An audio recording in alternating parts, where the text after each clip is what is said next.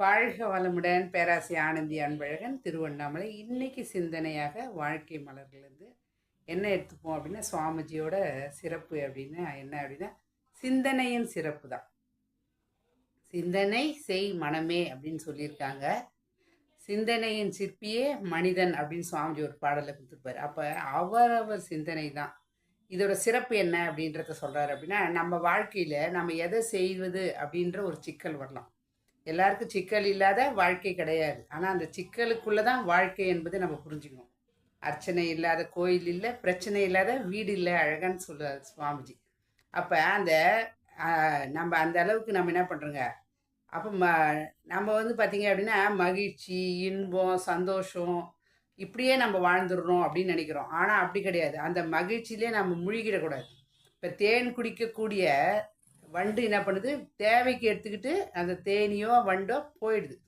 அதிலே முழுகும்போது என்ன ஆகுது, மயங்கி அது என்ன பண்ணுதுங்க, தன்னோட வாழ்க்கையை இழந்துருது. அதுபோல் நம்ம இன்பத்தில் தான் இருக்கிறோம் அப்படின்னா அங்கே வந்து தான் பார்த்திங்கன்னா துன்பமே ஆரம்பிக்குது. இன்பத்தின் அளவு முறை மாறி மீறும் போது அதே இன்பத்தின் மறுபெயராம் துன்பமாயும் கண்டேன்னு அருள் தந்தை அவர்கள் அழகாக சொல்லுவார்.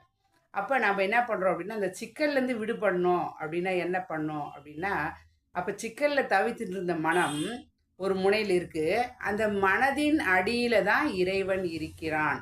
இந்த பக்கம் நான் இருக்கிறேன் அப்படின்னா அது திருப்புவதற்கு அந்த பக்கத்தில் இறைவன் இருந்து எனக்கு உதவி செய்கிறார். ஒரு நூல் இருக்குன்னா இந்த பக்கம் ஒரு இருக்குன்னா எண்டு, இந்த பக்கம் ஒரு எண்டு இருக்கும். அப்போ இது நான் அப்படின்னா இந்த எண்டில் யார் இருக்காருங்க, இறைவன். அப்போ இறைவன் இருக்கிறான் அப்படின்னு நம்ம புரிஞ்சுக்கிட்டோம் அப்படின்னாவே நாம் என்ன பண்ணுறோங்க, அடுத்த நிலைக்கு போகிறோம். அப்போ சிந்திக்கிறவர்கள் என்ன பண்ணுறாங்க அப்படின்னா அதை காணுகின்றனர். அப்போ ஒரு சிக்கல் வருது, ஒரு குழப்பம் வருது, ஒரு தெளிவு இல்லை அப்படின்னா அப்போ குழம்புன தண்ணியில் போய் ஏதாவது எடுக்க முடியுமா அப்படின்னா எதுவும் எடுக்க முடியாது. ஆனால் அதே தண்ணியில் கொஞ்ச நேரம் நம்ம அமைதியாக இருந்தோம் அப்படின்னா தெளிவான நீரோட்டம், குழம்பு இது எல்லாமே அடியில் போயிடும். அப்போ நமக்கு தேவையான நீரை நம்ம எடுத்துக்கலாம். அதுபோல் நம்ம என்ன பண்ணுறோங்க, குழப்பத்தில் ஒரு முடிவு எடுக்க முடியாது, எடுக்கவும் கூடாது. அப்போ நம்ம சுவாமிஜி அழகாக சொல்ல பாருங்க, ஒழுக்கத்துக்கு ஒன்று சொல்லுவார். தனக்கோ பிறர்க்கோ தற்காலத்திலோ பிற்காலத்திலோ உடலுக்கோ அறிவுக்கோ ஊறு விளைவிக்குமானால் அது ஒழுக்கக்கேடு. அது நமக்காகட்டும் இல்லை மற்றவர்களுக்காகட்டும். அப்போ அந்த ஒரு தவறே பார்த்தீங்க அப்படின்னா அது நமக்கும் துன்பத்தை கொடுக்கும், மற்றவங்களும் துன்பத்தை கொடுக்கும்.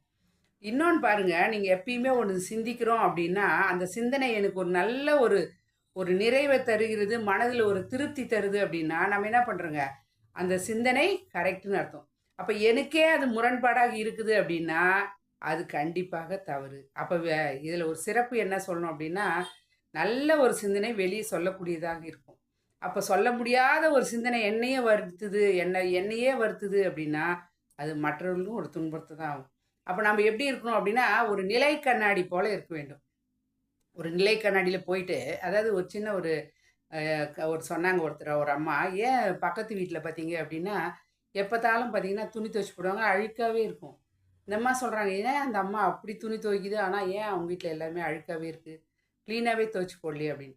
இப்படியே ஒரு 4 நாளாக ஒரு வாரமாக பார்த்துட்ருக்காங்க.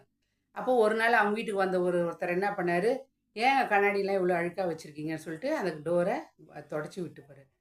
உடனே இந்த அம்மா வந்து பார்க்குறாங்க, பக்கத்து வீட்டு அம்மா அழகாக துணி துவைச்சி போட்டிருக்காங்க. ஆஹா, இன்றைக்கி தான் அவங்க க்ளீனாக துவைச்சி போட்டிருக்காங்க. நான் அப்போ பக்கத்தில் இருந்த அவங்க கணவர் என்ன சொல்கிறாரு அப்படின்னா, அவங்க அதில் வந்து பார்த்தீங்க அப்படின்னா இந்த கண்ணாடியில் இருக்க அழுக்கு தான் அந்த கிளாத்தில் தெரிஞ்சு. அப்போ எங்கே இருக்குங்க, நம்ம கிட்ட தான் இருக்குது. மஞ்சள் கண்ணாடி அணிந்தால் மஞ்சளாகவும், சிகப்பு கண்ணாடி அணிந்தால் சிகப்பாகவும் தான் இருக்கும். அப்போ அந்த அனுபவம் தான், நம்மளோட அனுபவம் தான், இந்த உண்மை தான் அந்த அனுபவபூர்வமான பல இடங்களில் நேரடியாக உணர்த்தும். அப்போ இறைவனை நோக்கி நம்ம ஒரு அடி 10 அடி, நீங்கள் இல்லைங்க, ஒரு அடி எடுத்து வைங்களேன், இறைவன் 10 அடி நோக்கி நம்மை நோக்கி வருவான். ஏன்னா நம்மலாம் யாருங்க, இறைவனோட குழந்தைகள், இறைவனோட மறுபிறப்பு. இறைவன் தன்னை ரசிக்க உணர ஆசைப்பட்ட உரு எது அப்படின்னா மனித உரு தான். அப்போ நம்ம என்ன பண்ணோம், சிந்தனையின் என்ன பண்ண சொல்லுங்க, சிந்தனையின் சிறப்பை நாம் உணர வேண்டும். அப்போ சிந்தனையை சிறப்பை உணர்ந்தாதான் அந்த சிந்தனை எப்படி இருக்குன்னா தெளிவான ஒரு நீரோட்டமாக இருக்க வேண்டும். அந்த நீரோட்டமான நிலையில தான் அந்த எல்லாமே நமக்கு தெரியும். அப்போ கடலின் ஆழத்துக்கு செல்ல செல்ல தான் முத்து எடுப்போம் இல்லைங்களா. அப்போ அதுபோல் நம் மனதின் ஆழத்துக்கு செல்ல செல்ல அடிமனதில், ஏன் அப்படின்னா அடிமனதில் தான் இறைவன் குடியிருப்பான். ஒரு கடலும் அலையும் போல அப்படின்னு சுவாமி அழகாக சொல்லுவார். அது உண்மைதான். அப்போ கடல்ல எடுத்துட்டோம்னா கரையில் எல்லா குப்பைகளும் எல்லாமே இருக்கும். அதுபோல் தான் மனிதனோட புற வாழ்க்கையில் எல்லாமே வரதான் செய்யும். ஆனால் அதை நாம் எதை எடுத்துக்கொள்ள வேண்டும் அப்படின்றது பொறுத்து தான். வாழ்க்கை என்பது ஒரு முறை.